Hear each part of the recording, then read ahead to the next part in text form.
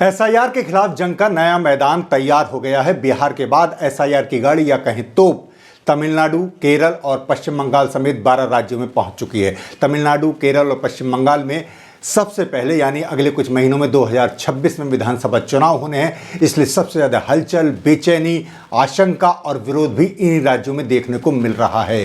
BJP जहां SIR में अपना मौका तलाश रही है, वहीं विपक्ष ने इसे बीजेपी का एक नया राजनीतिक हथियार कहा है। आम लोगों में भी इसे लेकर बहुत आशंका है। तीनों ही राज्यों में सड़क से लेकर सुप्रीम कोर्ट तक इसके लिए मोर्चाबंदी हो गई है। तमिलनाडु में 11 नवंबर को राज्यव्यापी प्रदर्शन और रैली हो रही है।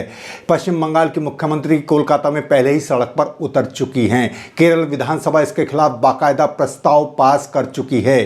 तीनों ही राज्यों ने इसके खिलाफ सुप्रीम कोर्ट में रुख किया है। तमिलनाडु के मुख्यमंत्री स्टालिन ने कहा है कि एसआईआर राज्य के लोगों के मताधिकार को प्रभावित कर सकती है। एक्स पर उन्होंने एक वीडियो पोस्ट किया जिसमें कहा कि पार्टी को लगता है कि एसआईआर एक साजिश है, इसलिए इसका विरोध किया गया। पार्टी ने न सिर्फ अपने सहयोगियों के साथ इस मुद्दे पर चर्चा की, बल्कि सुप्रीम कोर्ट में भी मामला दायर किया है। उन्होंने बताया कि पार्टी 11 नवंबर को सभी जिला मुख्यालयों पर सेकुलर प्रोग्रेसिव अलायंस की ओर से विरोध प्रदर्शन करेगी। स्टालिन ने कहा कि एसआईआर की निगरानी की जानी चाहिए और यहाँ वोट चोरी जैसा बिहार के जैसे मामले आए हैं, ऐसा नहीं होना चाहिए। माकपा भी तमिलनाडु में स्टालिन के साथ है और उसने इससे समर्थन देने के लिए अन्ना द्रमुक की आलोचना की है और जनता से अपील की है कि इसका अन्ना द्रमुक को सही सबक सिखाया जाए। पश्चिम बंगाल में भी इसको लेकर भारी विरोध है। मुख्यमंत्री ममता बनर्जी ने कोलकाता में बड़ी रैली की थी और एसआईआर के विरोध का आह्वान किया था। इस रैली के बाद ठीक अगले दिन ही बीएलओ उनके घर फॉर्म लेकर पहुंच जाते हैं।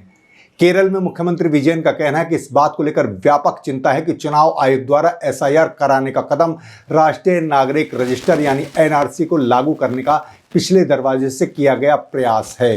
उन्होंने कहा कि बिहार में हाल ही में की गई एसआईआर प्रक्रिया ऐसी चिंताओं की पुष्टि करती है और यह बहिष्कार की राजनीति को दर्शाता है। आपको मालूम है कि चुनाव आयोग ने 27 अक्टूबर को 12 राज्य और केंद्र शासित प्रदेशों में विशेष गहन पुनरीक्षण यानी एसआईआर का आदेश जारी किया था। 4 नवंबर से प्रक्रिया शुरू हो गई, 4 दिसंबर तक ये चलेगी। उसके बाद 9 दिसंबर को मसौदा सूची यानी ड्राफ्ट सूची प्रकाशित हो जाएगी। उसके बाद की अगली प्रक्रिया जारी रहेगी।